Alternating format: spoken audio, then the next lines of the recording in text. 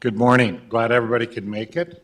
And Mary was very good about this meeting because she knew the street fair started today. So when you're done here, you guys can go down to the street fair and pick up any crafts or anything you'd like to do. Or there's also a nice lunch you might find down there. So I hope you enjoy. So call the meeting to order. Do a roll call, please. Beltoff. Here.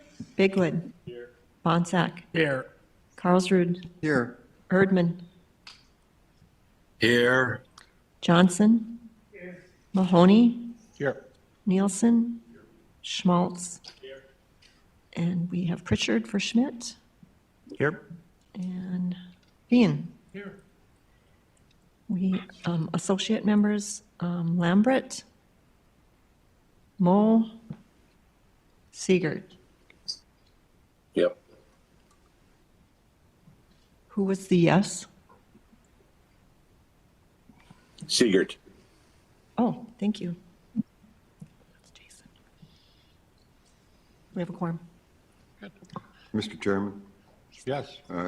just to confirm that Mayor Erdman is a real person. I saw him at a face-to-face meeting here within the last few weeks. It's good to know it. He forgets now we can meet in person. Yeah. Mary, have any introductions? No, I know we can meet. I know we can meet in person, but I have a tea time at 1 o'clock here at Carrington, so. No, we have a lot. Maybe we want to go through introductions. Okay. It's just to refresh everybody now that we're in person again. Now that we're in person again, Mary reminds me we have some people in the audience. So if we kindly just have everybody in the audience go through who they are and what they're representing.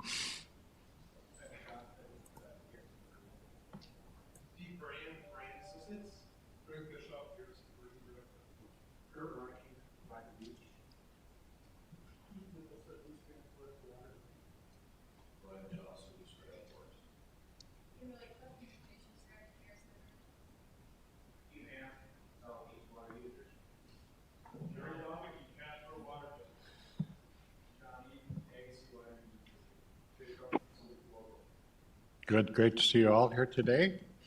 Do I have a motion to approve the order of the agenda? Is there a second? All in favor, say aye. Aye. I, Motion carried. Is there a motion to approve the minutes from April 14, 2023, tab A?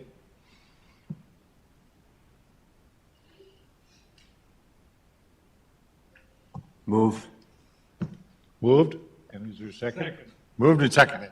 Kind of a reluctant group today, maybe more coffee. All those in favor say aye. I, Motion carried.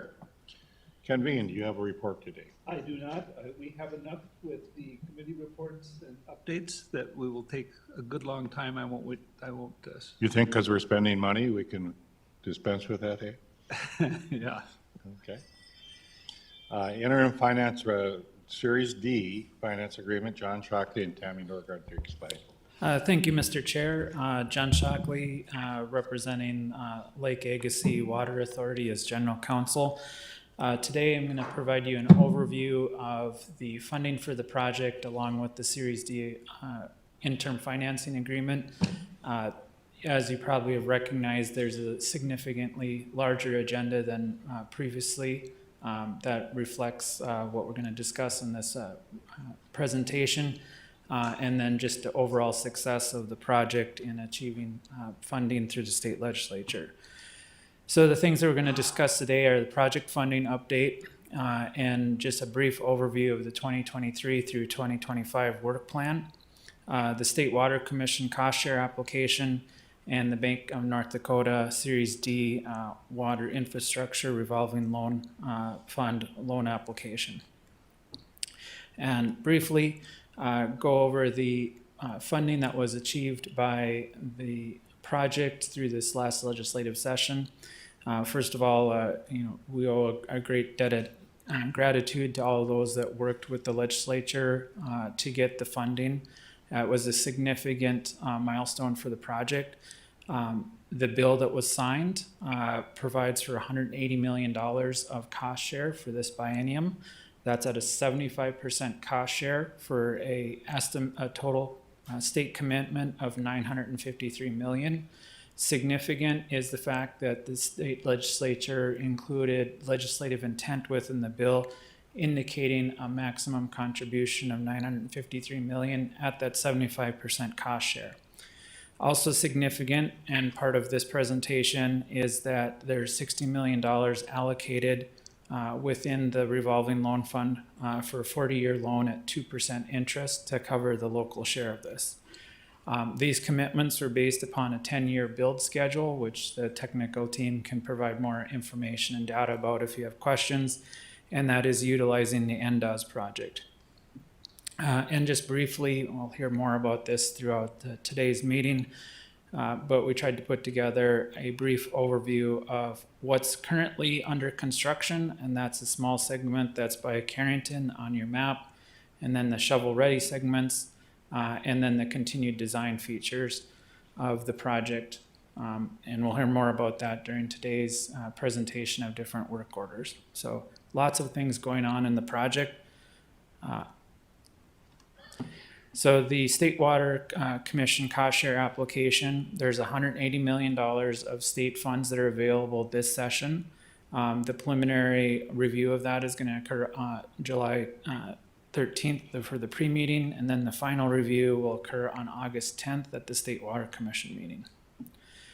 As part of that, the local entities are responsible for the local cost share. And so we're going to discuss the Series D and future series of funding overviews. There are several debt structure alternatives that we've been discussing, both internally and then with the Finance Committee. That includes both a traditional level debt repayment, which you're all familiar with. You'd have equal payments, or a shaped principal repayment, which allows the growth of the communities of the larger end users of Fargo and Grand Forks to grow a population into the debt repayment. Bank of North Dakota has been very cooperative in reviewing and allowing for some discussion about alternative structures. So the Series D next steps. The interim agreements, you may recall hearing about a Series A, a Series B, and a Series C, and we'll get into those in a little bit. But the interim agreements are really in place to provide a stopgap measure until this time that the PPA, the Project Partnership Participation Agreement, is signed by all of the end users. And this allows the local share to be funded by Garrison, because the Bank of North Dakota is requiring that there be a mechanism to assure payment for the principal and interest on that loan. And so the interim agreements thus far have been between Garrison Diversion, Lawa, Fargo, and Grand Forks to fund the share of the ongoing work. Thus far, Fargo, Grand Forks, and Garrison Diversion have been paying these expenses subject to later reimbursement by the project participants that would be outside of Fargo and Grand Forks, and Garrison. So that equivalence is about 18.5% of the total participation would be attributed to these other users. The concept is that once a project partnership agreement is signed, the additional participants, their cost share would be allocated to reimburse Fargo, Grand Forks, and Garrison for those prior payments. Just a brief overview of the interim agreements. There was a Series A agreement that required local funding at 10%. That was based upon a different state cost share of 10% local, 90% state. That affected early out construction on the intake, pipeline, and discharge structure. There was then a Series B agreement, which had this similar structure in which Grand Forks and Fargo funded the local share of 25%. That represented the change in the philosophy at the legislature of going to a 75% state cost share and a 25% local cost share. That funded continued design, permitting, construction support, and financial planning. And then the Series D, as the state allocations for the project grew, so did the local share. The Series D continued the funding, local funding at 25%, with the state cost share at 75%. Because this was a larger local cost share, Grand Forks and Fargo agreed to guarantee the percentages of the project that they are currently allocated, and that is approximately 67% for Fargo and approximately 14% for Grand Forks. Later on, you'll see actual tables that show even more detail to that specific number, but just generally think about 82% goes to Fargo and Grand Forks and 18% goes to the other users. And then Garrison cash advanced out of its reserves the portion that was attributed to the other users for Series C. Now we're looking at a Series D agreement. Due to the success at the legislature, the local contribution is much larger than it was before. That's a good thing. And so now we're at a $60 million local share. Under the Series D agreement, we're continuing the same cost share with Fargo and Grand Forks. We'll discuss a little bit further about the other users, but as you'll hear more today, it's for continued construction, final design, land acquisition, and further project development. And just a brief overview, once again, the legislative intent established that there'd be $953 million of state dollars for the project that would be utilizing the NDOS project alternative. That results in a local share of approximately $318 million. That provides that 25% cost share. And keep in mind, these are principal amounts, and we'll discuss the interest in a few slides. The projected Series D through Series H principal balances, because the state is projected to be giving the money to the project over a number of bienniums. We tried to break down the tranches of loans that Garrison would ultimately enter into and what the local share would look like. And so you can see in the 23 through 25 biennium, that's about a $60 million cost share for the local. And then it slowly increases to 73 million, 79 million, 84 million, and then it drops down the last biennium to 20.5 million for a local match.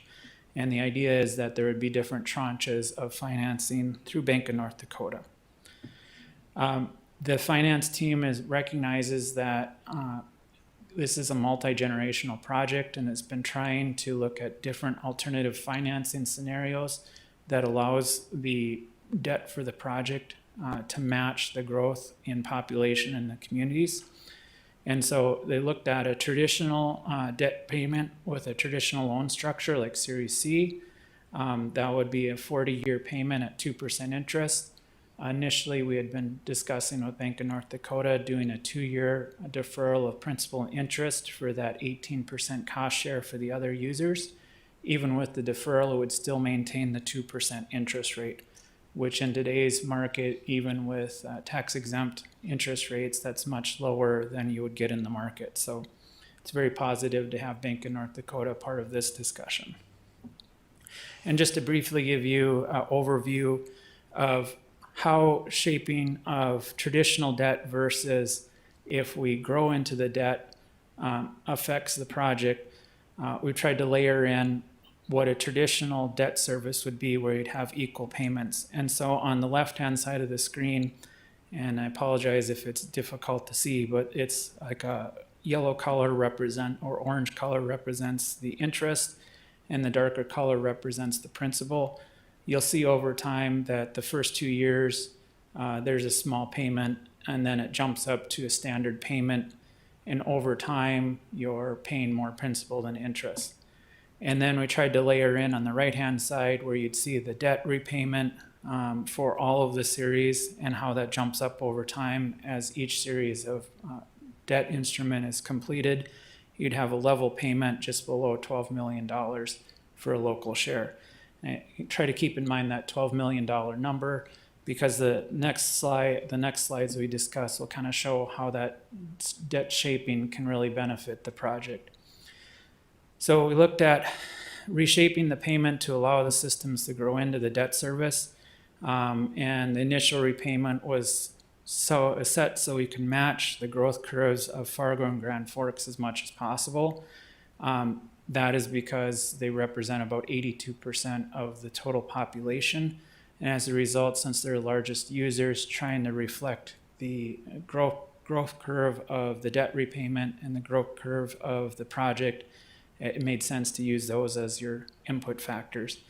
Even with the structured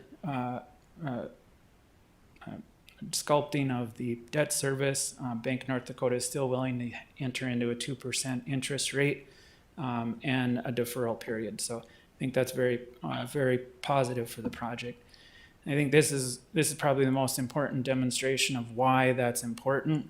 If you look to the right-hand side of the screen, you'll see where the debt has been sculpted to grow into the project. And in those first number of years, instead of a $12 million payment, it's under $10 million. And that really reflects helping out the communities with a lower number of users. They can spread that over the number of users, and as water users grow, they don't have to increase the rate as much as possible, or as much, because they'll have more users to spread it across. This is not an unusual principle. We have utilized that with the FM diversion project and WIFIA and sculpting the debt service repayment. So it's not unusual. It is different for Bank of North Dakota, but they've been very cooperative in exploring this opportunity. Just a disclaimer is that when you shape your debt, you do push some of the additional cost for the project back further, and you do incur a little bit more interest charges because you are capitalizing some of your deferral costs. But once again, that allows you to grow into it. And given this is 2% money, it's actually below market. So you could go into a complex economic analysis, but it's probably beneficial even pushing it back at a 2% interest rate versus what the current market is. And then the presentation is available in paper if you want also, and we can send a copy of it to anybody who requests it. But the team has been looking at different shaping principles of what we want the total payment growth rate to look like, is how much would the total payment grow over a number of years. And so we looked at a 0% all the way to a 6%, and kind of settling in on a 4% to a 4% rate. But those are still under negotiations with Bank of North Dakota, and ultimately we'll work with Fargo and Grand Forks on what that final debt shaping should look like. In addition, we looked at some other suggested options. Once again, I want to reinforce this is all 2% money, and so very good interest rate. So we looked at a 2-year 100% deferral, not just on the 18% of the principal, and it would be interest only for years 3 through 5 and a shaped repayment for years 6 through 40. And the alternative B is once again a 2-year 100% deferral payment and shaped repayment. Instead of shaping it or interest only, we'd shape it for years 3 through 40, trying to get down to what's the most cost-effective way to shape this debt for the end users. So both are very positive alternatives, and we're in discussions with Fargo and Grand Forks about what is the best way to shape that. What are the next steps? So the loan application has been completed and submitted by Garrison Diversion. The Series D agreement is under review and approval by both the Fargo City Commission and the Grand Forks City Council this month. Monday, it was at the Grand Forks City Council meeting, and they gave a unanimous recommendation to approve it. We're scheduled to appear before the Fargo City Commission in about 2 weeks at their meeting to get a similar review. The one thing that we're still negotiating through is the 18% local cost share that's attributed to the other users. And the reason that it's important is that Bank of North Dakota is looking for that guarantee of how are you going to repay 100% of the $60 million. And Grand Forks and Fargo have agreed that they'll guarantee their portion of the project, which is the 82%. So that leaves the 18% out there. The struggle that Garrison Diversion is having with it is that until the PPA is signed, it's more difficult for them to come up with a mechanism to finance that amount. And they just don't have $11 million sitting around as cash reserves. And so there's a somewhat of a challenge in how do we get that 18%. And some of the concepts that we're kind of thinking about is perhaps going out to the other users and seeing what commitments are available. And then once we understand who's committed to the project, then we could resculpt what Fargo and Grand Forks' local share is, and then attribute the other entities that have agreed to participate in it, give them the percentage of their cost share. And I think there's going to be some task orders that are going to be presented to you dealing with going out to meet with the other users to present the PPA along with the exhibits and talk through some of these financing issues. Once again, the preliminary review is on July 13th at the State Water Commission meeting. Loan application review formally by State Water Commission is on August 10th. And then we're anticipating final underwriting, which would involve what does the shape of that debt finally look like, and how are we going to deal with that 18% and close the loan early in the fall of 2023 so that the construction schedule can stay on task and you can unlock the $180 million from the state. Happy to answer any questions. I know you have a long meeting, so I didn't want to take too long in my presentation.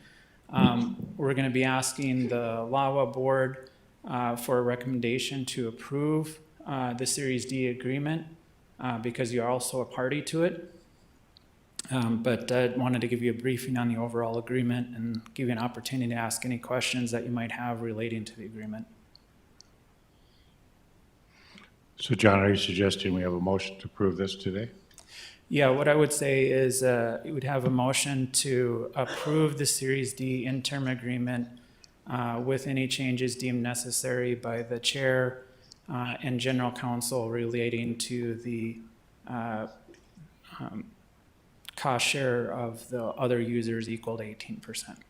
Kind of give us some authority as we start negotiating out that with Fargo and Grand Forks, and then also working with Garrison on how do we deal with that 18%.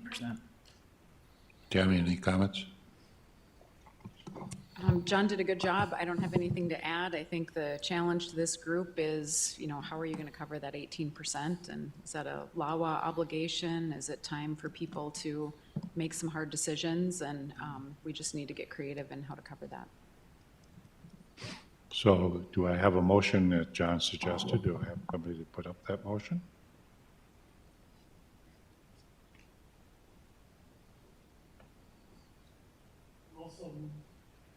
Is there a second? Second. Discussion. Those of you that are kind of my local users, you got Mayor. So for the large users, Grand Forks and Fargo, is this something that will cash flow for you with this plan? Bruce? Yeah, to this point, it's been an annual budget appropriation, and then we've modeled this out through its entirety. So we know what rate adjustments need to be made over the next 30 years and those type things. So it works for us. The 18%, obviously, I don't want to speak for Todd here, but we wish our other partners could participate with Series D as well, because the debt is being taken out and it has to be repaid, and so Fargo and Grand Forks are all in, but we hope the others would be as well. I would just add, Mayor, that we're appreciative of the Bank of North Dakota, and Mary worked on it with A2S Nexus, so I think thankful that, the 40-year 2% has actually become a little bit better and more amenable with the postponement for 2 years perhaps, and even the debt sculpting. So a good thing, I think, even got a little bit better. Yeah, and the whole program that's been put together here is a wow. We have yet to make a commitment on our portion of this, but I believe in the project. If we can, we will. We want to support what will work for the whole here. So are you saying you're number one, you're committing to commit to the local? You may have misunderstood me. For those of you with local systems, what is your feeling? Because up to this point, we've kind of been polite about it, but Now it's the feeling of many people, it's time to step up and are you going to sign or not sign? So I think the question is that it'd be very helpful to us as a team is we go in the legislative body, if we know we have 18%, 16, 14, 12, whatever it is, in our attempt to go to that. And I think what happened on the diversion was when we finally had the inlet structure built or in the process of build, then the legislative team said, this is serious, this is going forward. And we're suggesting our next meeting up in Carrington, because we want to show you this is going, this is getting built now. But we need now, over the next 6 months, we probably need the locals to say, yep, I'm in, or no, I'm not in. And that helps us figure out the rest of the story. So on many of you that represent locals, do you think we're ready to kind of look at that? Okay, what's the price?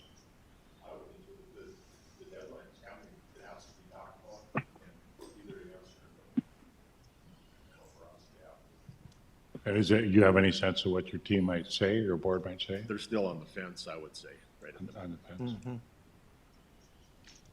They want to see the water trickling out of the pipe first? Or? So what happens to the project if we can't come up with that 18%, or we would try and go back to legislature and get some of that share? Or? We would look at a couple different options. One might go back to the legislature, do that, might look at commerce, see if they had any interest to buy the industrial part of it and them peel it out. Talk to the Water Commission. We would look at any variety of things, but not knowing makes it hard for our team because we don't know who's in, who's out. But once we know who's in, who's out, then then we know the story.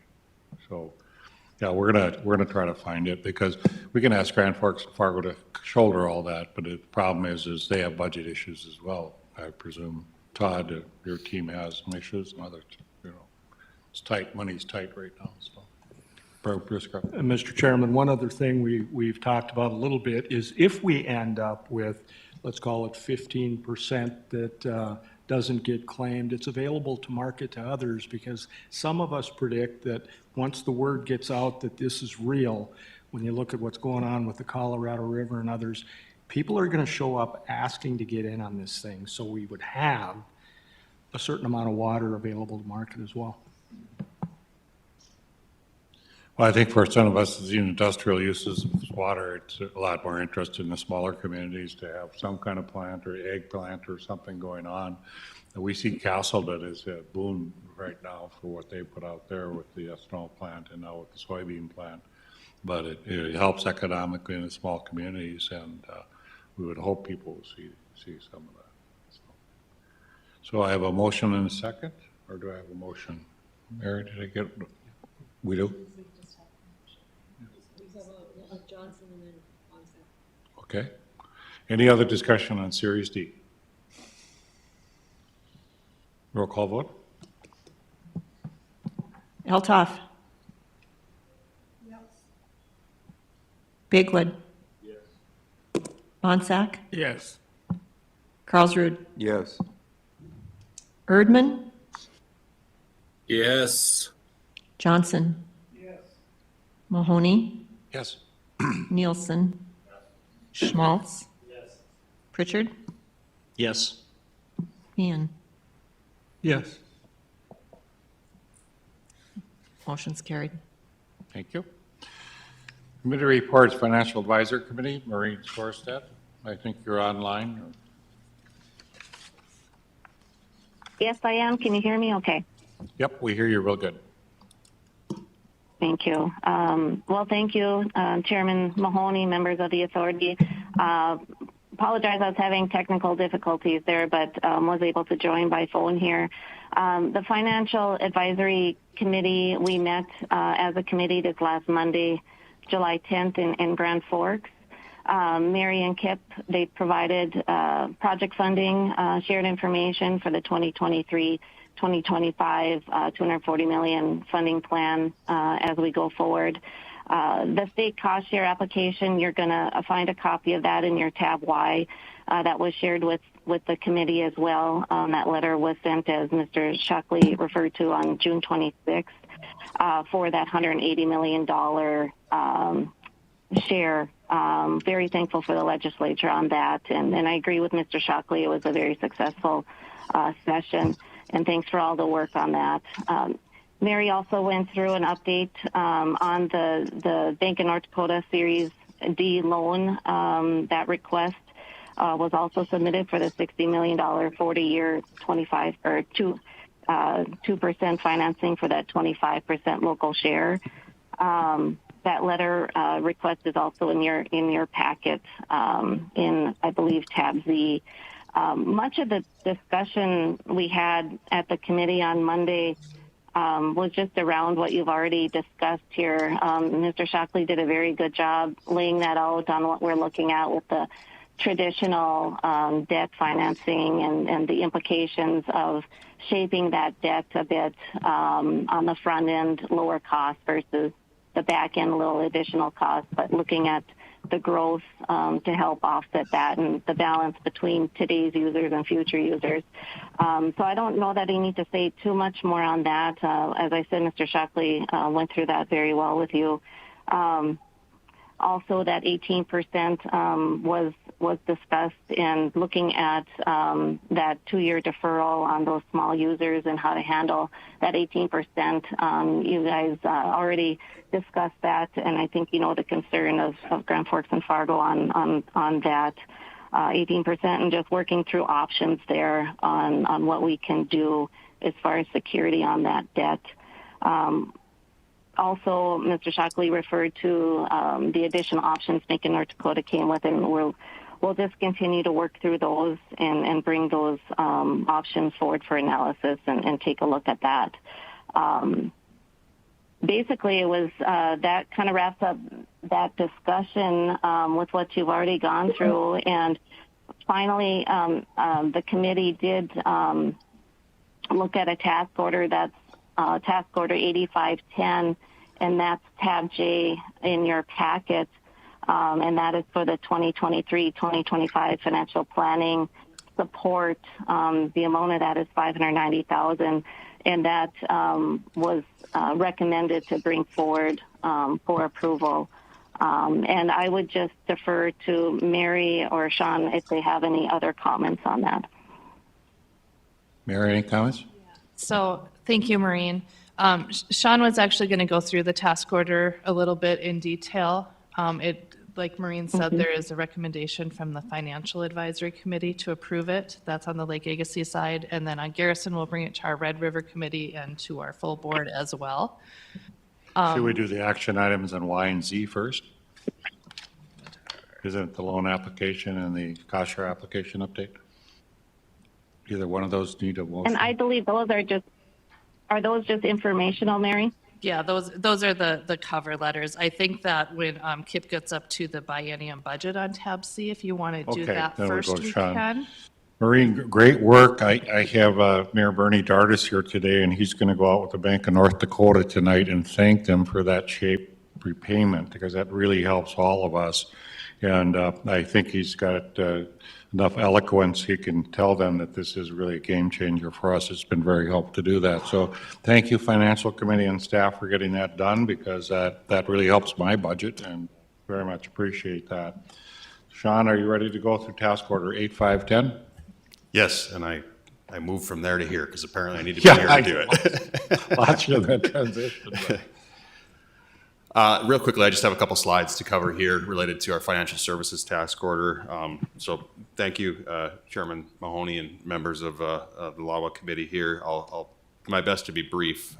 As what I would say is our task order for this biennium, so the 2023-2025 biennium, much of the work we're doing is consistent and I'd say ongoing from our current biennium's task orders. So, you know, much of what you just saw in the information that Mr. Shockley presented and that Maureen just discussed, you know, we continue to work through all of the different funding, financing considerations as we move forward.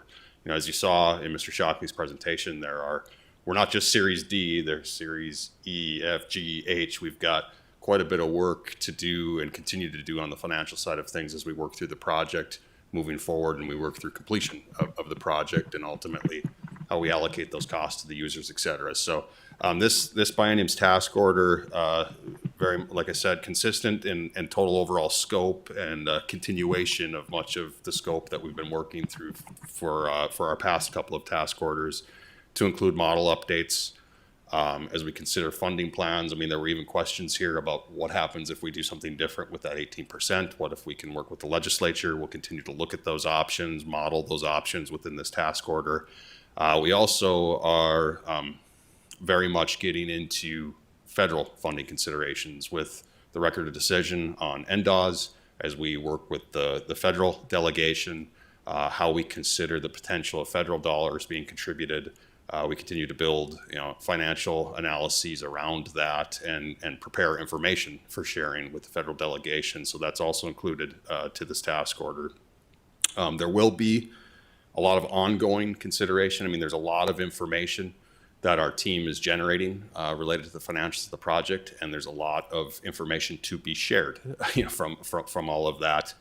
So as we get out to working with the users, as we get into the user outreach task order, which I believe will also be considered here today, a lot of that support for those meetings and discussions related to the information to be shared with each user. And as we refine user considerations, say nominations change up or down, potential nominations go away from the various users, there's going to just be a lot of ongoing work to continue to track those changes, make those changes, present analyses associated with that. So that's also included to the scope here. And then ultimately all of that will drive towards what gets documented in final form within the PPA. We put a lot of work in the last year and a half into the PPA and all of the exhibits. Ultimately, those right now are draft form. And there is going to be a lot of changes across the next 18 months as we get into the next session's work, where we do believe all of those PPA documents will ultimately have a final form to them that we'll need to consider. So that's also, as I mentioned, a portion of the scope.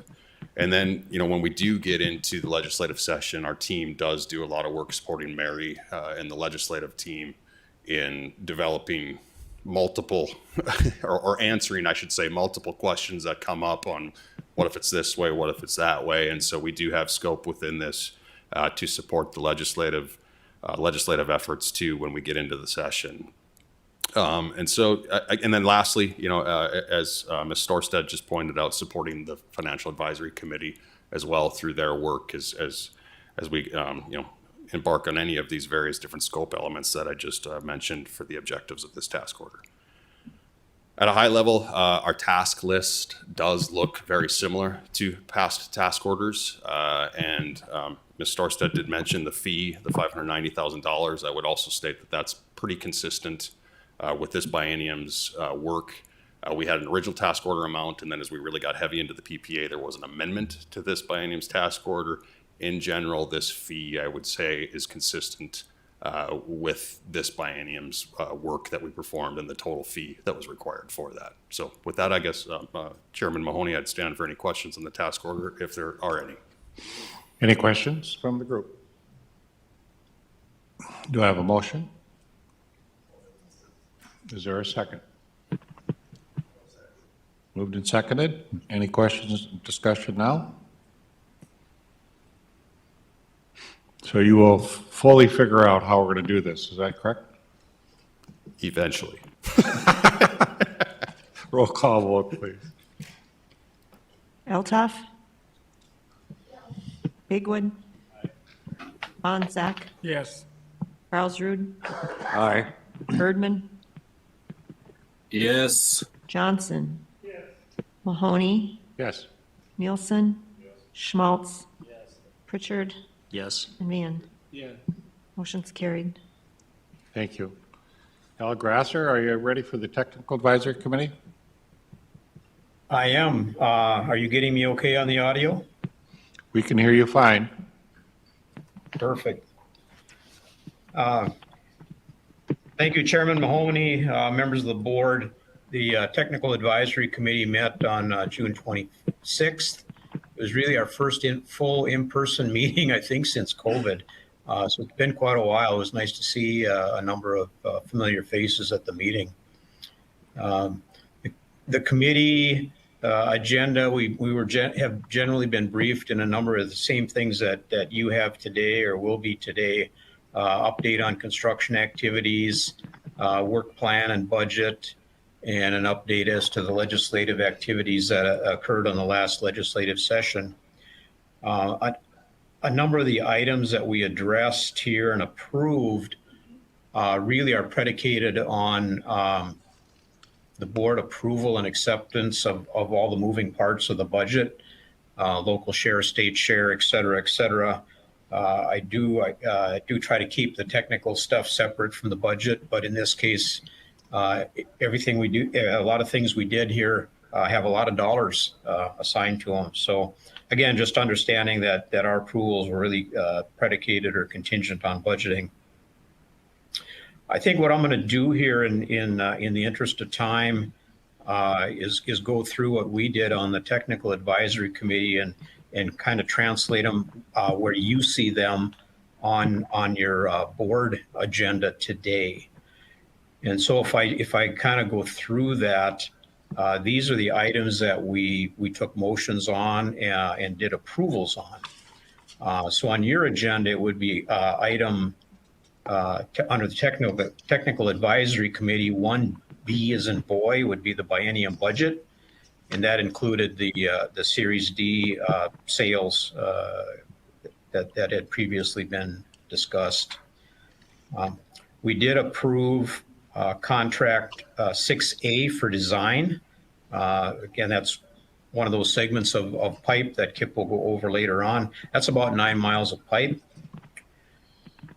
We did also approve the advertising for bids for contracts 5C, 5D, and 6A. Those bids are open. Some of them are here yet in July, and they're kind of on an aggressive 2-week schedule. Each one of these bids is about 2 weeks apart. And we did include an alternate in some of those for some pipe upsizing,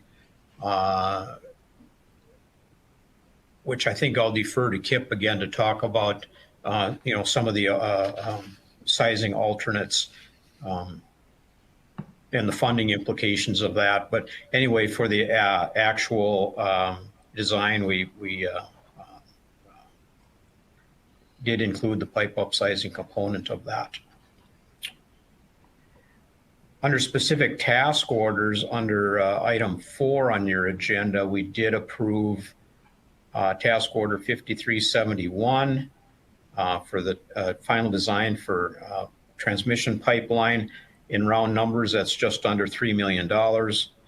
We did approve 5335, the NDOS contract final design. That's just a little over $3 million. 5633, construction phase services that would go along with the pipeline contract 5C, 5D, and 6A. That's about $16 million. 9510, user outreach and pipeline extensions. That's about $1.7 million. 1510, which is a biennium program management support. That's about $654,000. And then we also did talk about the general, under item 5, the general contractor pre-qualification list, and we did approve the recommendations from the engineering team on that. So that's a very quick rundown. Again, I don't want to be repetitive because you'll get a more detailed briefing on this as you go through the rest of some of the board discussions. So, Mr. Chairman, that's the report on our meeting on June 26th. Thanks, Al. I'm glad you guys got some work done. Sounds like might have been a good meeting. So now we spent a lot of money. There was a gentleman named Bruce Grubb that was looking at the dollar amounts, and he was kind of choked up a little bit, but he did make some motions in seconds. So, well, the guy from a little town of Tioga, it's hard for him to spend big bucks. So, Kip, are you ready?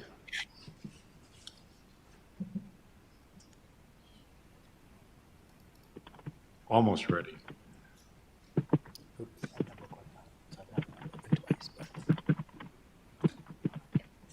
Can you hear me? Okay. Todd, I think you should give Al a raise. I mean, holy cow, he just went through your whole agenda in 2 minutes. He did a good job.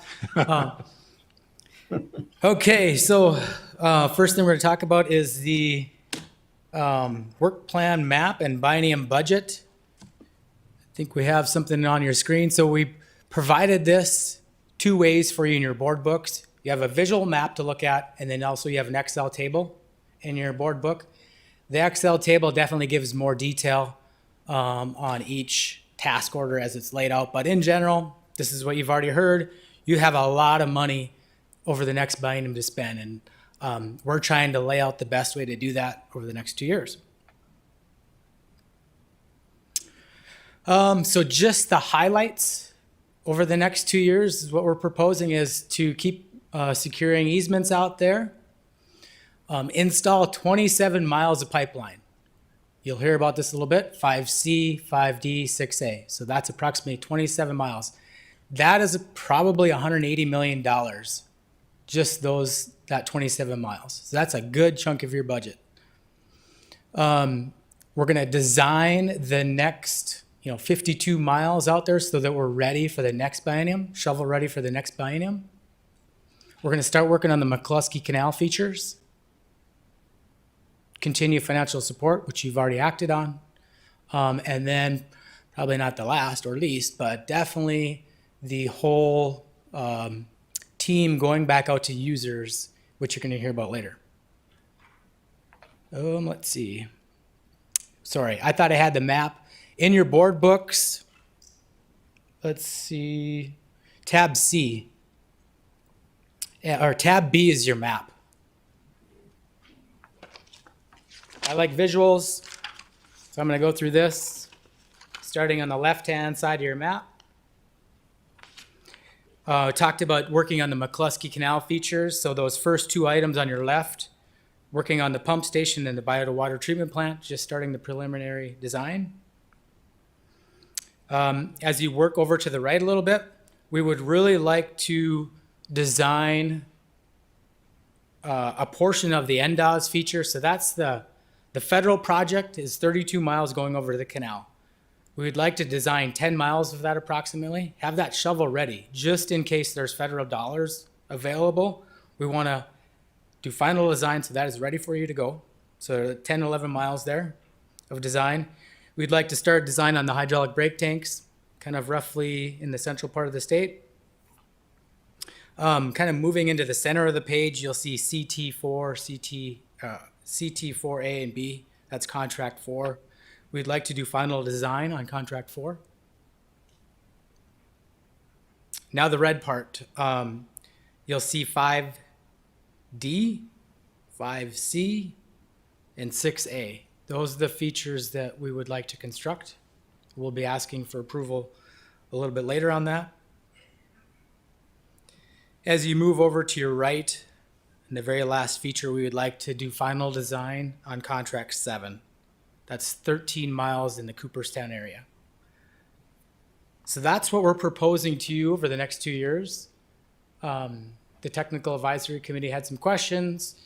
They did act on it, and ultimately it's up to you guys whether you agree to this. Reminder, this actually goes to the Garrison board next week also. And even if you approve this budget, each line item comes to this board as a task order to approve. And so you'll see later, we're asking for 5 approvals, 5 task order approvals that we think are high priority in this biennium budget. Any questions? That is a lot of work. It is. There's a huge team here to accomplish it. So basically, action items, we take task orders separately? Yeah, that's what we envisioned, that at least big umbrella, you agree with the next 2 years, and then individually task will bring forward to you. So we want a motion for biennium budget tab C, basically, right? Yes. Do I have a motion? Is there a second? This team is, you guys are getting all the motions. We're gonna have to get this part of the room to do some work too. Yeah? Any discussion on the budget? Yeah, just a question, Kip. Why jumping around so much on where we're constructing instead of starting at one spot and just moving along? Yeah, that's a great question. So we started construction in the middle of the project because that's where we had all the right of way. That was one of the biggest features. Permitting wise, permitting strategy, Tammy pulled together that strategy for permits, try to get started at the front end, at the back end, and something in the middle. So there was various reasons for that, but yeah, it is kind of a hopscotch approach there. Is that Did I okay? answer that correctly?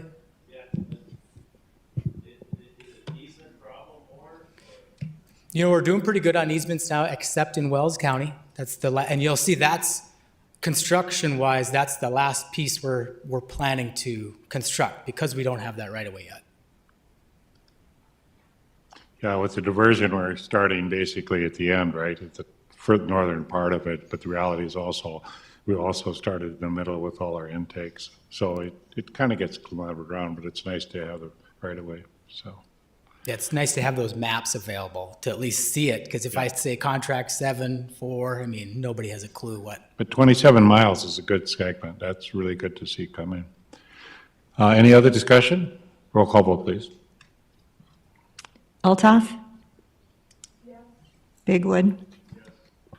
Bonsack? Yes. Carlsrud? Yes? Birdman? Yes. Johnson? Mahoney? Yes. Nielsen? Schmaltz? Pritchard? Yes. Ian? Motion's carried. So Kip is the next one, basically the approval 6A contract Right. design. So we took the plans and specs, because we don't expect you guys to look at the plans and specs of each pipeline segment. You allow your technical committee to do that. Al Grasser and the committee did look at 6A. They did approve it. I don't believe you guys need to approve it, other than acknowledging that your group signed off on it. It's here for your information, just showing you a visual where it sits along the pipeline. I think somebody already mentioned, I think it was Al maybe, this is approximately 9 miles. Maybe I'll wait till the bidding strategy, I'll wait till the next topic. But anyway, there it is for your information. So on advertised contracts, is that something we do have to vote on? Yeah, we really would like your approval on this, because although it doesn't commit you to anything, you're definitely advertising for approximately $180 million worth of work, and actually more than that, because you need construction phase services. So we would want approval on that. Let's just give you some more detail. So 5C is approximately 8 miles, 5D is approximately 10 miles, 6A is about 9 miles. What we envisioned is staggering these bid openings and advertisements. So what we would want to do is advertise 5C first. We would do that next week. I think, is that July 24th next week? So we would advertise July 24th. We would wait 3 weeks and we'd advertise 5D. Then we'll kind of understand where we're at as far as money goes. So we can use 6A, as some like to call the accordion contract. If bid prices are, if steel is high, which it's not, but if bid prices come in higher than expected, we could shrink up contract 6A. So by staggering those bid openings and advertisements, that'll allow us to do that. Do I have a motion to approve the advertising contracts? Is there a second? Second. Thank you for the right side of the board helping out. Roll call vote. Eltoff? Bigwood? Bonsack? Yes. Carlsrud? Yes. Erdman? Yes. Johnson? Mahoney? Aye. Nielsen? Schmaltz? Pritchard? Yes. Meehan? Yes. Motion's carried. Yep. Thank you. So now you'll see why Series D discussion was so important. And, you're going to the State Water Commission with the loan application. We're getting approval from you guys. We're getting approval from Garrison Diversion. And so a lot is coming together. You approved the biennium budget. So now we have 5 task orders we're going to bring forward to you. I'm going to cover the first two, if that's okay. Paul Boersma with Black and Veatch is going to cover the last three, I believe. And the first task order, and as Al said, the technical advisory group did approve these for recommendation for you guys. So the first task order we're bringing to you is 5371, the final design on contract 7. So visually up on the screen, you can see it. It's that last section, 13 miles. Just the high level summary of what the breakdown of that engineering task order looks like. It's pretty standard with all the other design features we've done. The only thing significant with contract 7 is we already did the geotechnical work. So you'll see that's missing from this piece. So this task order is $2,926,000. This one's a pretty basic one, so if there's any questions, I can go into more detail, but we were going to leave it high level. Any questions? Do I have a motion? Is there a second? Moved and seconded. Any other discussion? Roll call vote. Eltoff. Yes. Bigwood. Yes. Bonsack. Yes. Carlsrud. Yes. Erdman. Yes. Johnson. Mahoney. Yes. Nielsen. Schmaltz. Pritchard. Yes. Vian. Yes. Motion's carried. Go to the next item. Do you want me to go 5335. move on? Okay. The next task order we're bringing forward is 5335. This is the NDOS contract. We're calling this contract 3 for NDOS. So we're going to do the final design on so we're talking about the orange line. That's the federal line. We're going to do the 13 eastern miles, final design on that segment. Again, this is pretty straightforward. This is just a little bit longer than the 9 miles you just looked at. On this one, the only thing difference on this one is we do need geotechnical work on this one. So you'll see a very similar cost, just a little bit more because there's geotechnical services involved. This task order is $3,056,000. Is there a motion? Move. Is there a second? Second. Moved and seconded. Any discussion or questions? Roll call vote, please. Eltoff. Yes. Bigwood. Yes. Bonsack. Yes. Carlsrud. Yes. Erdman. Yes. Johnson. Mahoney. Yes. Nielsen. Schmaltz. Pritchard. Yes. And Vian. Yes. Motion's carried. Item 5633. Thank you. So next, I'll have Paul cover a couple, and then I believe Steve is also going to cover one. So thanks. Right here. Yeah, just go forward, I think. Yeah, no. Okay. Thank you, Mr. Chairman. We'll cover the next two task orders in a little bit more detail. One, because the importance of the size of this one, and then Steve Burrian will cover the next task order in more detail with user outreach or engagement, just because of the importance of that task order. So this task order is for us to provide construction phase services for 182 miles of pipeline. These are the 3 segments that have just been approved. Million, thank you, yes. This is a $16 million contract, and there are 3 particular items in here that I think warrant more explanation. And we'll talk through these things, the last 3 items that we have a red box around, and we'll just spend a minute talking through each one of these things. So the biggest part of this task order is really the field services, or what is termed RPR services. These are the field inspectors going out and observing and inspecting construction. There will be, we have budgeted this thing for 3 unique contractors. It could well be that there'll be maybe 1 or 2 contractors that would make our life significantly easier, but we've assumed 3 unique contractors. really, when you picture what's going on in the field, 3 different contractors, each different contractor will have at least 2 different crews that are installing pipe at the same time. So in effect, what you see in the blue boxes with the red box around them is a field team of about 11 or 12 people that will be out there, 3 people per contract, inspecting and verifying the pipe installation, testing, making sure quality standards are met, and all of that kind of thing.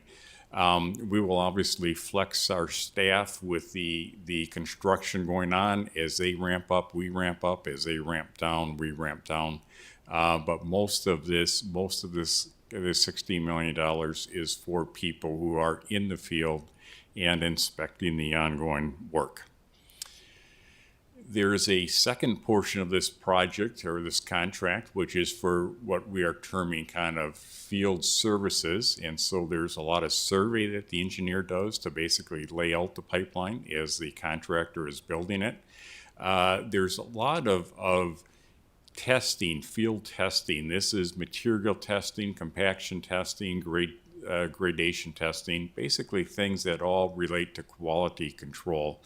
In a lot of contracts, this actually runs through the contractor. For this program, we have elected and have been advised to run these contracts through the engineering scope, so that does inflate our numbers. About half of this $2 million is actually just for field material testing of materials, inspecting welds, that type of thing.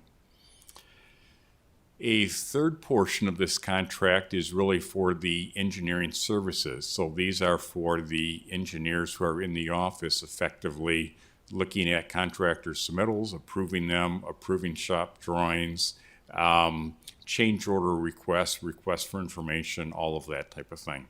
So collectively, this is effectively what this task order covers. We realize it's a significant size task order. It's also a significant piece of work, overseeing $180 million worth of construction over the next 2.5 years. If there's any questions on this, I'd be happy to answer them. Any questions of the group? Do you have a motion? Is there a second? I know you guys are reluctant to spend money, but we finally have it. We better spend it, okay? Any discussion? Roll call vote. Eltoff. Yes. Bigwood. Yes. Bonsack. Yes. Karlsruhe. Yes. Erdman. Yes. Johnson. Yes. Mahoney. Aye. Nielsen. Yes. Schmaltz. Yes. Pritchard. Yes. Bean. Yes. Motion's carried. Very good. 9, 5, 10, user outreach and pipeline extension. And Steve Burrian will provide this, and this will speak a lot to the previous discussion we've had on the Series D outreach that LAWA is requesting that we do. Thanks, Paul.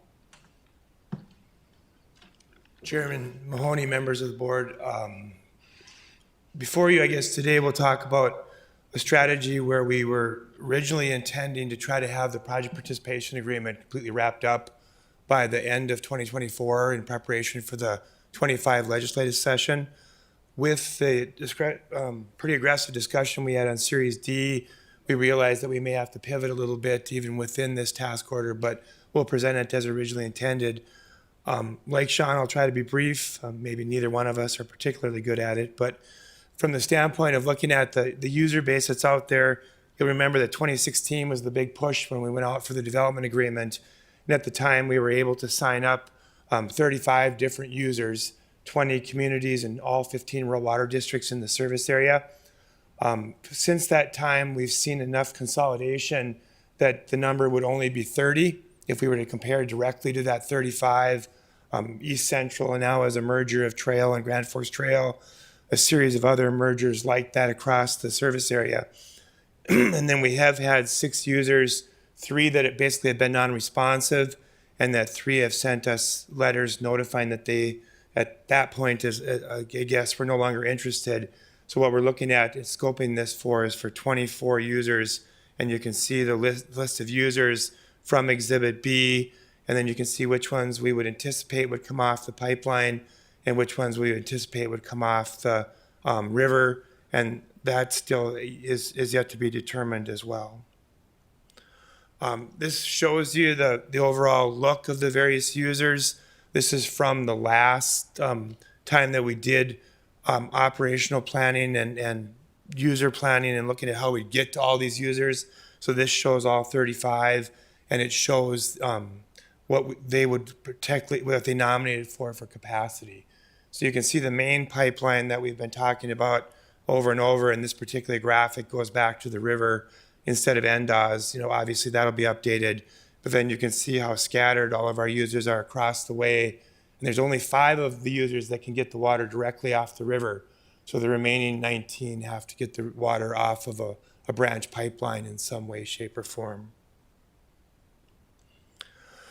In terms of the plan that we put together, we have tried to keep up with the users, but as you heard from the Series A, Series B, and Series C discussion, there was somewhat of a reluctance to try to get too much commitment early on from the small users until the project was better defined.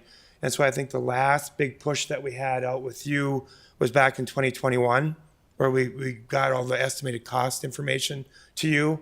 So there has been a 2-year gap on that. And so this is the process that was suggested in order to try to A, bring up everybody up to speed, B, get them engaged in how things would work, use a draft memorandum of commitment as a strategy to get everybody to make a soft commitment, and then try to bring home the PPA, as I indicated, by the end of 2024. So on here, the first thing we'll do is gather all of the information that we have that we've given to you over the years, as well as the new cost information that comes from this Series D packet and anything that we know. And we will reach out with the packet of information to you and get that packet to you in advance. The next thing we do is conduct a follow-up meeting with you where we go over all that information with you. So that would be the first touch in the way this is organized. What we would then do is conduct a re-engagement survey. And we've always told you all along that those nominations that you gave us during the development agreement were flexible. And so this would be your chance to either increase your nomination, keep your nomination the same, or potentially decrease your nomination. It would be a chance for you to tell us where you want the water. We did that once before in 2017, but now would be another chance for you to take a look at that on where you want the water and why. And then from that information, we'll put together a revised financial analysis with an emphasis on those branch pipelines. We will then use that information to create a draft memorandum of commitment for all 24 users, get that out and have a follow-up meeting, because we know that, you know, committing to that memorandum is going to be somewhat significant. We did budget for having another follow-up meeting for everybody. And then the last series of discussions that we would have with you would to bring out the final PPA, explain that, work through the negotiations of it. And I don't know how much John explained earlier, but the PPA is voluminous all by itself. And then because the project participation agreement, it was difficult for the attorneys to get all of the technical and financial nuance articulated in the 90-page beastly agreement that they put together. There's a series of exhibits that I think go all the way through I and beyond in the alphabet, and they're more voluminous even than the actual document itself. And so in this case, you can probably blame the engineers and the finance people for the words instead of the attorneys, but it is a very significant effort. I know that Grand Forks and Fargo have really been digging into that, and we're hoping that the legwork that they've done will make it much easier as we go out to the smaller systems. We'll have that confidence that we can exude from the pre-work that Fargo and Grand Forks have done. If we look at how this all breaks down then, through that series of process, the overall total hourly not to exceed budget for this contract is $1.69 million.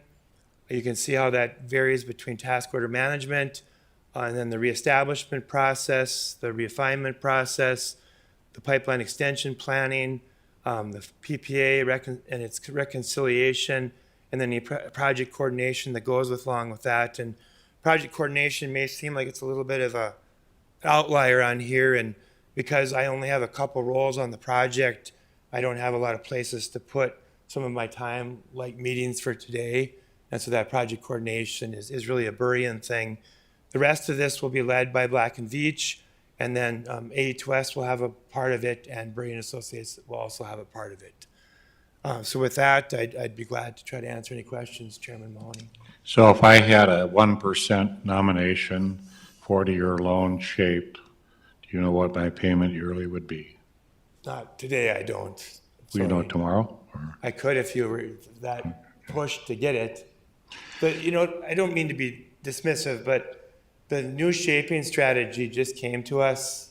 In fact, I had a meeting with Bruce on Tuesday to review some of this, and then on Monday, we heard at the FAC that shaping plus the 2-year delay plus the 3-year of interest only, and all of that's going to have substantial impacts on the near-term part of the project. And so Bruce actually canceled his meeting, and we're going to try to pick that up on Tuesday if we can. So my question is, if I want to get the Series D question answered, because the PPA may take longer to do, can we amend this motion to say the next 6 months we get the Series D taken care of?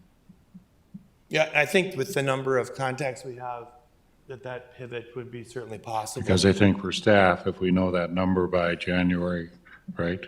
If we know how many locals are going to be part of it, it helps us in our strategy, what we're going to do with the legislative team, right? So we have, excuse me, Mr. Chairman, I'm not sure if I understand the question, but if you're looking for the amounts for the Series D allocations, we do have that.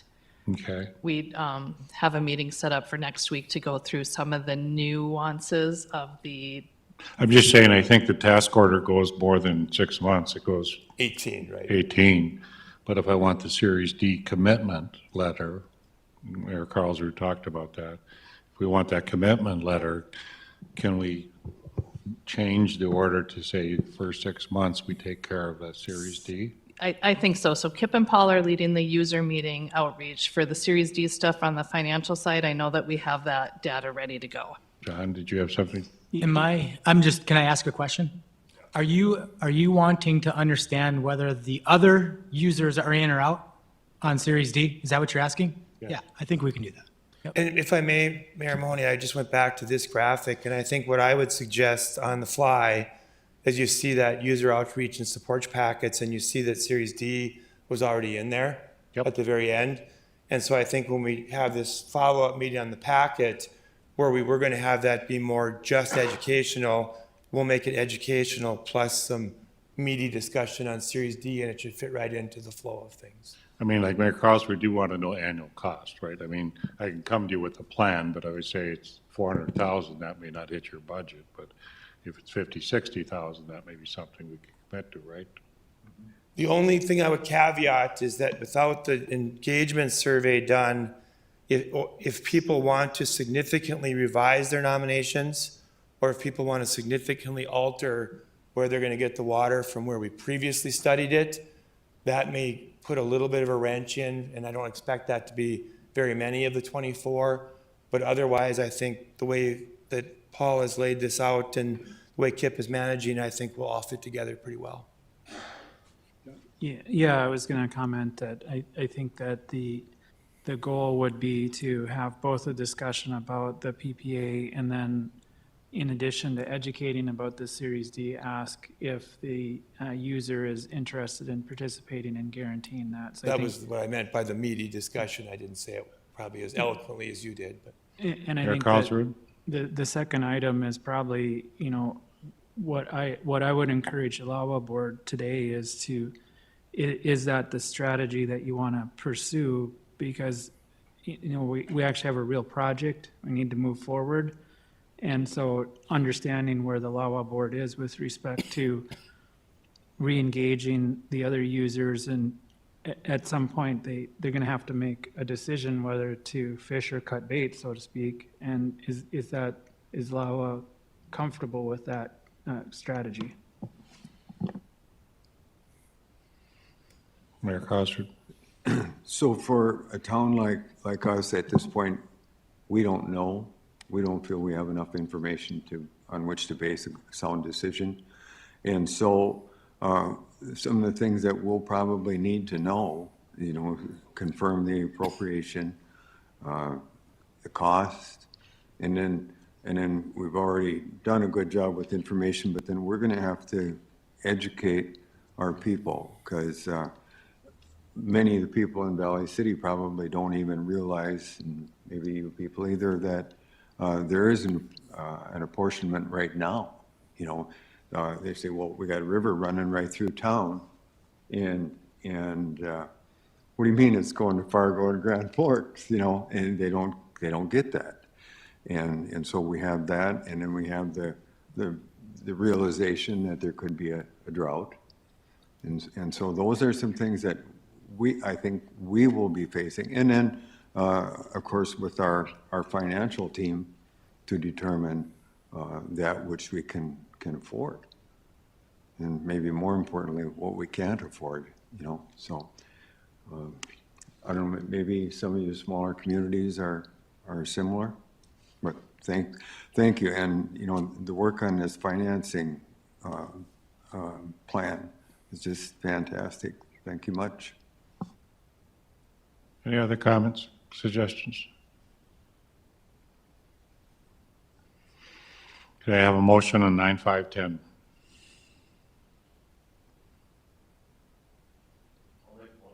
Is there a second? Second. Moved and seconded. Any further discussion on this?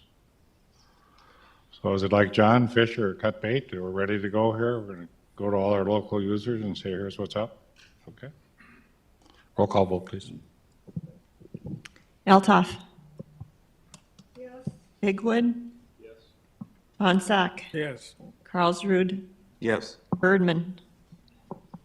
Yes. Johnson. Mahoney. Yes. Nielsen. Yes. Schmaltz. Yes. Pritchard. Yes. And Van. Yes. Motion's carried. Thank you. Item 1510, Biennium Program Management Support. Paul? Mr. Chairman, this is our last task order. I think we can cover it fairly briefly. I think it's helpful just to kind of think about what is program management. A lot of people hear that term. Program management is really these things that go beyond any individual task order, and a lot of the outcomes that you see of program management are the things that you see in your LAWA committee books. And so it's looking at the total and estimating the total cost of the program. It's looking at the total cash flow of the program, how we're going to spend money over the next 10 years. It's looking at the schedule over the next 10 years. And then it's dropping down, and every 2 years we work much closely with Mary, and we put a much more detailed biennium budget together, which kind of shows, and you've seen that today, how we're going to spend money over the next biennium. It also shows the schedule for the next biennium. And then a few years ago, the board asked that we put together some program management tools. These include a risk register, a trend register, action list, just the things that we need to responsibly manage this $180 or $240 million of spend, that we can do it in a way that's transparent, documented, and provides everybody the comfort that we're prudent with how this money's being spent. So those are the things that are considered as part of program management. The cost of this task order is $654,000. It's broken down the way that you see it. Overall, if you're thinking of a number to keep in your head, we are asking for about 0.3% of the total annual biennium spend is being spent on program management. So we hope that's a pretty efficient use of money, and also has a valuable outcome of documentation, transparency for how money's being spent. So that's what I have for this task order. Thank you.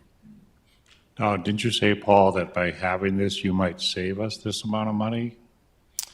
We are not making that guarantee, but we are making the guarantee that you can stand in front of a lot of people and say, here's exactly how the money's being spent. Thank you. Do I have a motion? Is there a second? Second. Any discussion or instructions to him on this? Roll call vote, please. Eltoff. Bigwood. Yes. Bonsack. Yes. Carlsrud. Yes? Erdman. Yes. Johnson. Mahoney. Yes. Nielsen. Yes. Schmaltz. Yes. Pritchard. Yes. Ryan. Yes. Motion's carried. General contractor, pre-qualification. Paul again? Or we're substituting here? Thank you, Chairman Mahoney and board members. I wanted to talk briefly this morning about a general contractor pre-qualification process that we've been working on as an engineering team for about the last 6 months. The objectives of the process were twofold. One was to generate some contractor interest in your program beyond some of the bidders that we had seen in the past. And then secondly, as we've received bids and as we've gone through kind of a qualification process with those bids, that evaluation of those various contractors got to be kind of a hurried process, and we felt like that wasn't the best way to undertake an evaluation of contractors during that short period of time. So a recommendation was made late last year, and we started the process in shortly after the first of the year and got out on the streets for qualifications in February, where we advertised through Quest CDN. And then we had contractors, pipeline contractors submit in April. And over the last couple of months, we've been working with contractors to get additional information and to supplement their submittals. And then also a group of Garrison Diversion staff, members from Black and Veatch and also AE2S went through those submissions, and we looked specifically at these items that you see up here that included technical from the standpoint, did the contractor have the requisite experience with large diameter pipes and steel pipe and what we are going to see on Red River Valley. We also asked questions, got information on license, surety, and any debarment that these contractors might have been involved in. Also, we looked at and received responses on legal, environmental compliance, and safety. And really, out of these 5 different categories that we see here, probably where we spent the majority of time, we're looking at the technical and also the safety aspects. So we contacted all of the references that were provided by the contractors and spoke with those references to verify that the information provided was correct and accurate, and then also got a general opinion as to the work that was provided by these contractors. So the outcome of the evaluation, we received 8 different submittals. You can see those up there from the various firms. The committee went through and evaluated the submissions, and we are recommending to LAWA this morning that 7 out of the 8 contractors be pre-qualified to bid on the upcoming work. And those consist of Karstensen out of South Dakota, Garney, who is currently working on Red River out of Missouri, Harper Brothers out of Texas, McKee out of Oklahoma, Oscar Renda or Southland Contracting out of Texas, Rickman out of Michigan, basically Detroit, Michigan area, and Thale Construction out of North Carolina. The one contractor that we are not recommending is Precision Pipeline. They are an oil and gas contractor, and frankly, their submission was not up to par. They did not meet the deadline, and we did everything that we could to drag them across the finish line and get them qualified. But their submission at that was in front of the committee was substandard. So with that, Chairman, I'd be open to any questions. Well, you have to be encouraged. You got quite a few contractors pre-qualified. We did. We the 7 we were pleased with, or the 8 submissions in the 7 qualifications, we were pleased with the response. That was more than what we've seen bidding thus far.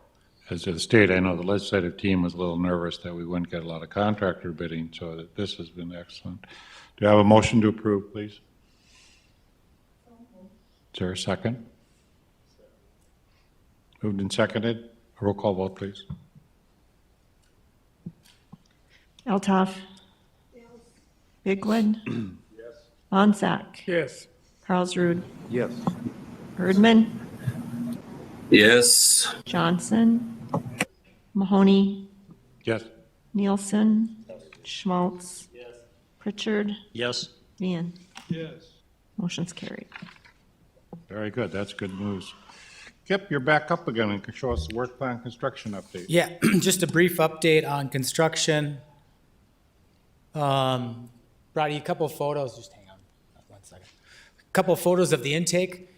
There's one last item, I think we have to tag the cathodic protection. I think that's the last item that has to happen before that project is closed out, so that we should celebrate that. This is what it looked like this spring. Now it looks green because the grass did grow up, but there was a lot of equipment there and cranes and all sorts of cargo boxes and stuff there last time you saw that. As far as the contract go, the original bid price was $18.8 million. There was change orders, plus there were allowances that were not used up because of we didn't need to remove any silt. So there was a $2 million adder change order along the way with multiple, bringing that contract up to $20 million. But then if you remove the allowances because silt wasn't removed, it brings the contract price down to $19.4 million. So we're really happy with the success. We didn't get any machines stuck anywhere. And so we feel really thankful for that. Moving over to any questions with the intake? Okay. Moving on to contract 5B. We had a lot of snow, so it was really wet this year. I do have some pictures for you. I'm going to jump ahead here because I think these types of pictures kind of states how the spring went. When you have a trench that's 15 feet wide, but it goes 20 feet deep, that's just something that's a little bit different than you're used to with a 4-inch or a 6-inch line. And so we've had a lot of difficulties out there in the spring starting. Right now we have one contractor going. I think we have 2,000 feet of pipe in the ground. The second crew is starting, I believe, Monday. So that's encouraging. The third crew, which is going to work nights, it's going to use the second crew's equipment, but they're going to work nights. They're going to start August 7th, somewhere in there. So we have a long ways to go. Today, bringing a work change directive. So work change directive is something that Garrison Diversion issued. So this is not issued by the contractor. This was started by Garrison Diversion. We had issues with weeds and some stockpiles not being covered, a little bit of disagreement with the contractor. So we're bringing this work change directive to you. It's for $38,227. The technical group did agree to this. Just so you know, as far as Garrison Diversion goes, Garrison Diversion has given the general manager up to $75,000. So we feel like, this is underneath that threshold for Garrison Diversion. Dwayne can handle that. But when it comes to Lake Agassiz, we try to bring everything to you. And so bringing this to you, if you have any questions, we would sure appreciate your approval on this one. And then after this one, I do actually have a physically change order issued by the contractor to cover next. Want us to approve this 38,000, Correct. although Dwayne's paying it? Dwayne signed for it, but he's not paying for it. Okay. Do I have a motion? So move. Or a second? Second. Roll call, please.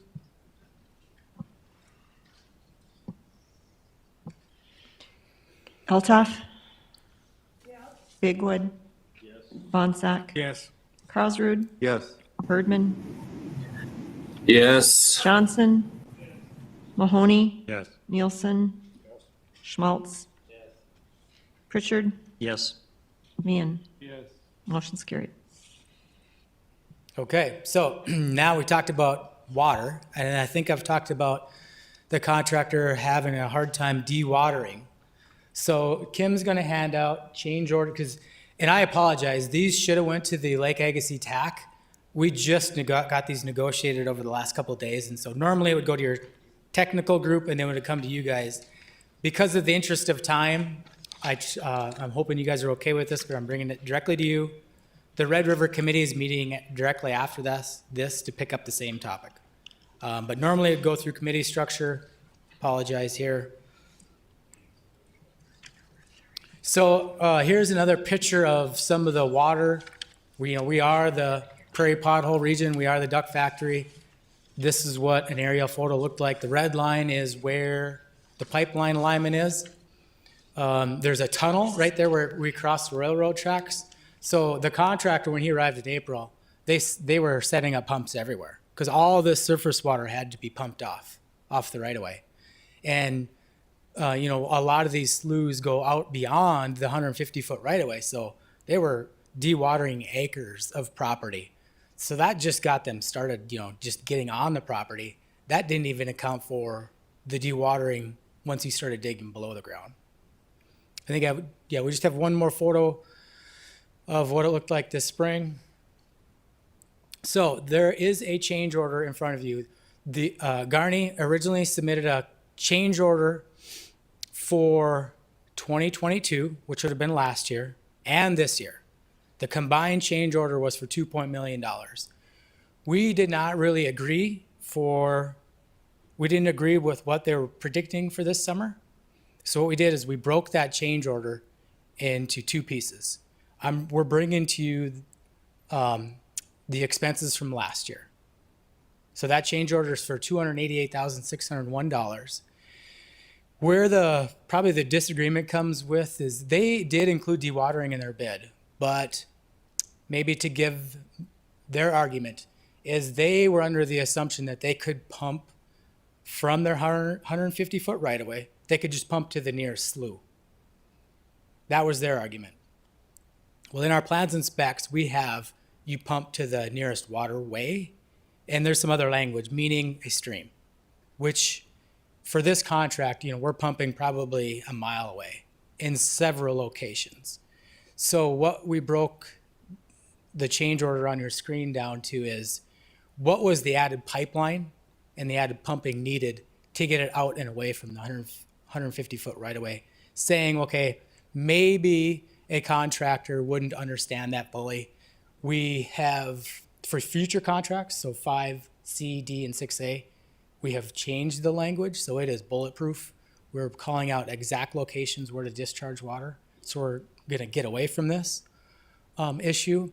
And then just the last thing is, even, I'm asking for approval here today for last year's expenses, just knowing at the end of this year, there will be another one for this year.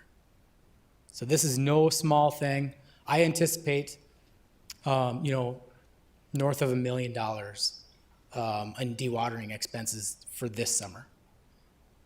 If you can imagine 2 to 3 crews out there.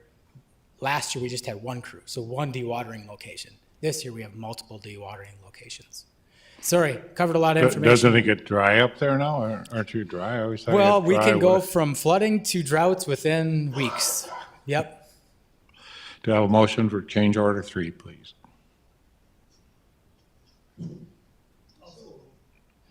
Moved and seconded. Thank you. Any discussion? Roll call vote.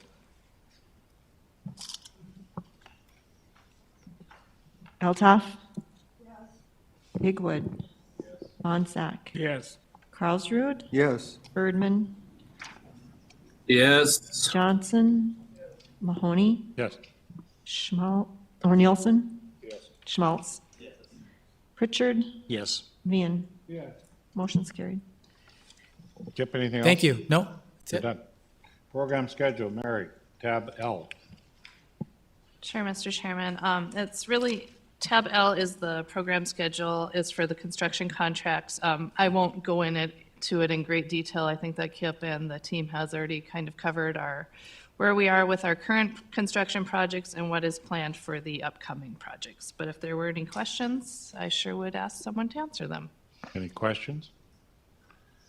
Get the next tab, tab M. Sure. Tab M is the planning level budget. I'll just hit the high areas on this. So including all of the efforts that we have completed or ongoing, does not include anything that we're asking for approval today. This is up to our 21-23, all of our approvals from the last biennium. So our total program budget, we are basically at 65% complete. We have $138 million approved, $89 million in actual expenses to date, and we have outstanding expenses of $49 million. And as you'll see, basically contract 5B, which is the current pipeline contract, that has 37, almost 38 million outstanding. So that's where the majority of the outstanding. Very good. Any questions, Mary? Item D, Rainbow Energy and Washburn update. So we went with Mayor Thomas in Washburn and had a nice discussion. Only difficulty in the discussion for the first 15 minutes was a discussion about who knew somebody in Tioga, because my team member apparently mentioned that, but otherwise it went well. What we've come out with it is we feel that they will move ahead with the intake from our intake and use that as their water resource. The Rainbow discussion is the Rainbow may come in there at some time, but the difference between just doing the Washburn project is about 7 million. If you do the Rainbow project, that's over 100 million. So we don't really feel, unless the Rainbow pays for them doing that, we don't really feel that the Rainbow is a viable option right now. That may come as an option, but the problem they have with their present intake, in the fall, their intake's above the water. So they're really stressed a bit about, you know, during dry times to have water for their community. So it's the feeling of their community that they would like to proceed with the project next year if they can. In addition to that, the team is looking for FEMA money again to see if we can help a little bit more with that. But the way we broke it down to them, and that's why I asked Steve about costs, is we broke it down to how much would it cost on your monthly bill. And that seemed to be what convinced them that this wasn't a bad deal. It's interesting too, when we don't have any money that has to go into a loan guarantee or anything else, it does help to keep those costs down. So we are now waiting just to meet with the governor's office just to explain where we're at. We did meet with Andrea, and she was comfortable with the plan we outlined. Steve, you have a PowerPoint for this to go through it, right? Chairman Mahoney, I just have two things that I could add some color, literally on this one. But color, thanks to the team as well, kept him along, and we enjoyed the greatest hamburger in the state of North Dakota at their cafe. And Yeah, I heard about Tioga also. It went well. Go ahead, Steve. So Chairman Mahoney, members of the board, the first thing I'll just add, just so you have maybe a better sense for what the mayor just described from a logistical standpoint, you can see on the graphic here our intake that Kip showed earlier, where it was just a flat piece of land now that is being plant seeded and grass is growing. We've looked at 3 different ways to serve Washburn. Not to get into the detail, but the bottom line is the costs are about all the same because you run into more interferences on the shortest route and you have less interferences on the green field. And so that'll just be a process of working through with the city. We've got a 12-inch pipe up to the water plant if we just do it for them. If we add Rainbow Energy, you can see where Rainbow Energy is up on the upper left-hand corner in pink. They have an existing transmission line and intake basically straight south of that pink line on the river. For them to do the work that they want to do with carbon capture, they need to basically more than double the amount of capacity that they needed. We would have to put a 30-inch line up to Washburn and beyond. And so that's where the mayor has worked with the state to determine if it ever made sense for us to put a bigger line up to Washburn. And then if we were going to serve Rainbow, we'd serve them through that purple, roughly through that purple line if we move forward.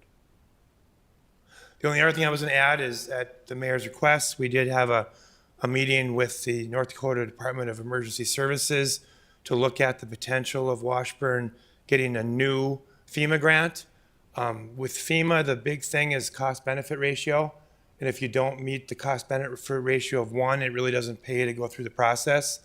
And so they encouraged us and they gave us all the information from before, as well as new updated information. And we are currently playing with the gymnastics of whether we can show a cost-benefit ratio of 1 or not. And I guess FEMA also has a technical team now on the national level that will help you with that.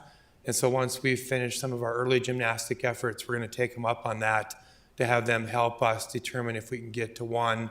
If we can get, doesn't have to be even 1.01. If we can get to 1, then they will encourage us to move forward because FEMA does have a lot of money for these types of projects. Bruce Krupp, any comments?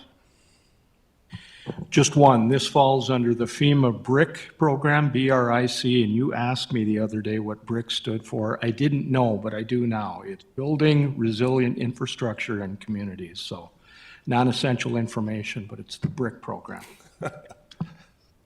Don't you love all these names you get all the time? You're trying to figure out what does it stand for, and I'm always encouraged to have what does it really say? So thank you very much. Any questions or comments on this? We think for the LAWA, this would be an important thing in helping us in the western part of the state, that we're doing something to help that out. And we think also to have the intake actually utilized, I think that also speaks volumes for the state because they don't want a stranded asset. So we do feel that this would be a good option to explore and move forward on. And Kip, I talked about we may have to adjust budget a little bit just to do this on that time frame, but we do feel that the state legislative team, right, Mary, would be very happy if Washburn was handled, right? So do we need approval or anything on that, or no? Not till we spend money, Kip? I think we're okay. You spent enough money today, you don't want to spend any more? Okay. Mary, you're back on financial report. If you would turn to tab N, this is Lake Agassiz financial analysis for 2023. It goes through the end of June. So the income budget is $610,000, have actually received $267,000, remaining of $342,000 to receive yet. Total expenses, the the expense budget is $680,000. And actual expenses of $296,000 or $383,000 left to expend. For account activity, Lake Agassiz began the year with $498,000, have received total income of $267,000, so meaning that there was $766,000 available. And with the total expenses of $296,000, ending bank balance on June 30th of $469,000. And we would be looking for a motion to accept that, and I sure would answer any questions. Move to approve the statement. Is there a second? Second. Moved and seconded. Any discussion? Roll call vote, please. Altoff? Bigwood? Monsack? Yes. Carlsrud? Yes. Erdman?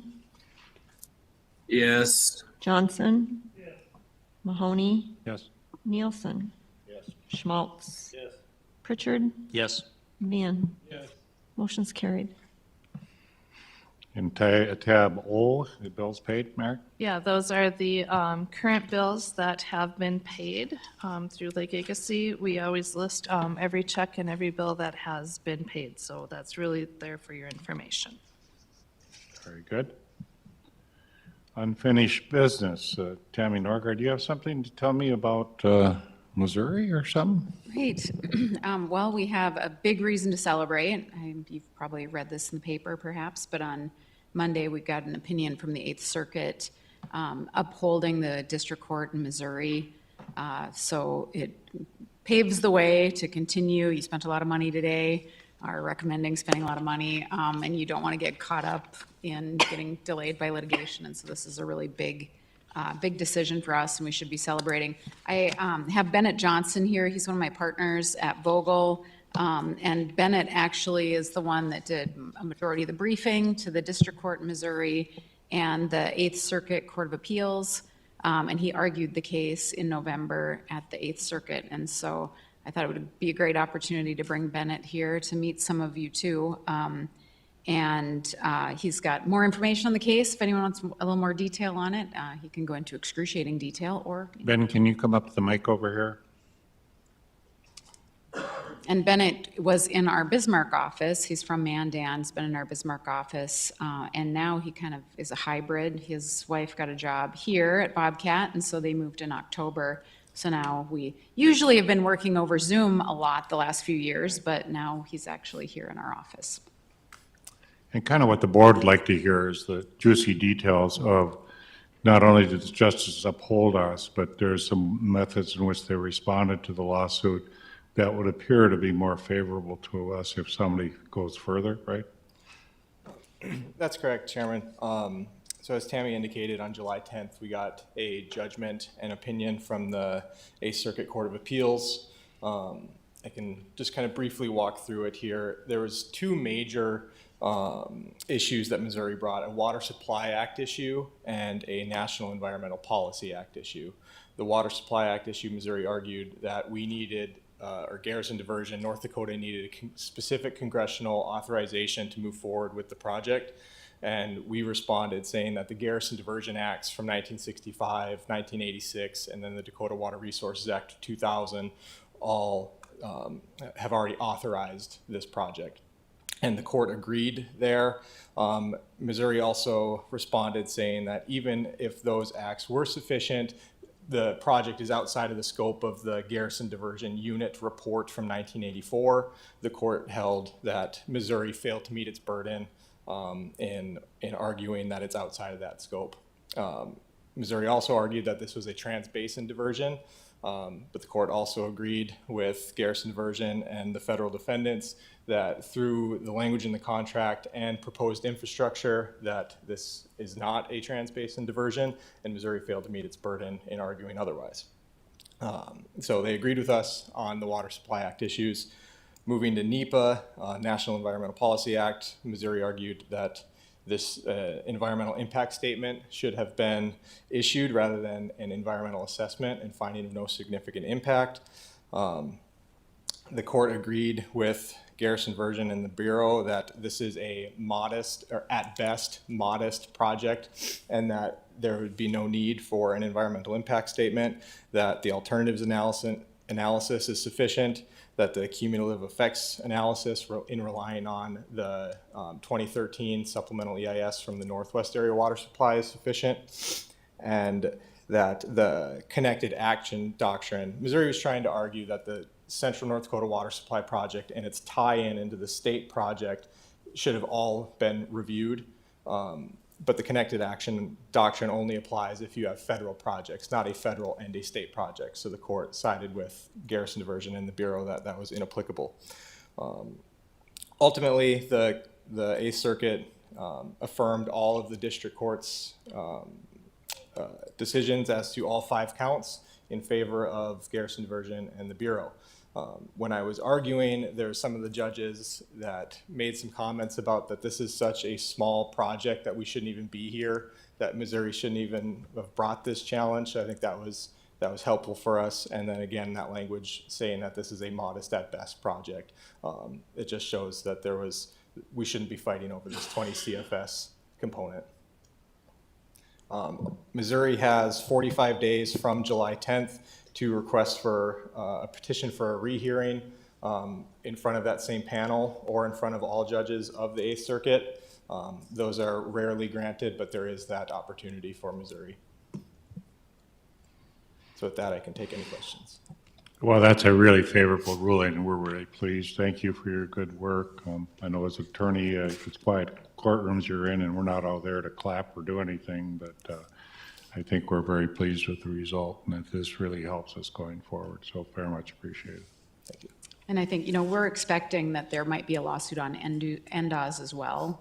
This was just Central North Dakota, and now we're moving forward. And we're not really pursuing Central North Dakota, but this decision is really important because it really sets the groundwork. It, sets the stage for if Missouri and or Manitoba decide they're going to sue over NDOS, we have this that's already established, that we can rely on the NAS 2013 cumulative depletion analysis.